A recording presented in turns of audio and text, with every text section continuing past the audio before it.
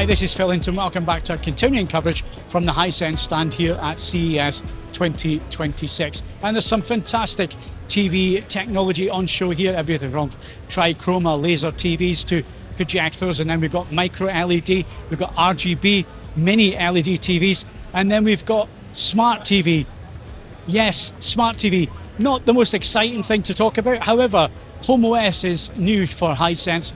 It's replacing VIDAA in the UK. So let's find out why that is the case and why you should care. Dennis, explain to me what Home OS is.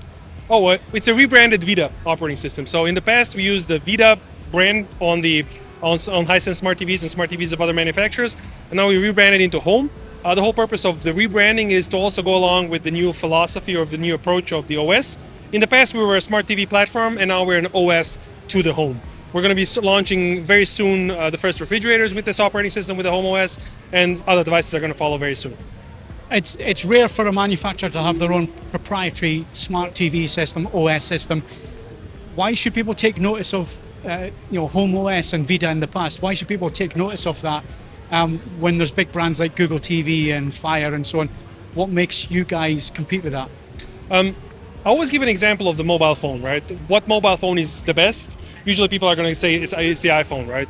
And the reason why it's so good, and by the way, I also think it's pretty good, is because the OS and the hardware and the OS are, I'm going to say, from the same company, or they come from the same room. Because of that, they can work perfectly together, right? They can be faster, they can be more reliable, they can provide a longer lifespan of a device, and that's the reason why, if you look at it this way, the big brands out there in the market, they have their own operating system. And the second point for sure is control of the device itself. It allows a hardware manufacturer to also monetize on that device down the road. A lot has been learned from the mobile space. In the mobile space, if some of the big brands in the mobile space would not give in but would use their own proprietary system, we would have a completely different landscape that we have right now. So we learned a lot from that. But it's very simple. It's to have a better experience for the end consumer. One big bit of pushback that obviously AV Forums members have raised on the back of me reviewing TVs and so on is the fact of advertising on the OS and on smart TV, because at the end of the day, the consumer's paid for the TV. What right does the manufacturer then have to serve adverts? Well, I think advertising has always been on the TV, right? The only difference is where does it appear? Like in the past, we only had advertising inside of streams. So we watched content, which would be, I don't know, like a live broadcast or a game or a movie, and usually, every 12 minutes of an hour would be ads, or every 8 minutes, depending on the country. Ads have always been there. It's a way of us monetizing on the device, of making money. And let's be all honest, like the TVs today are so affordable.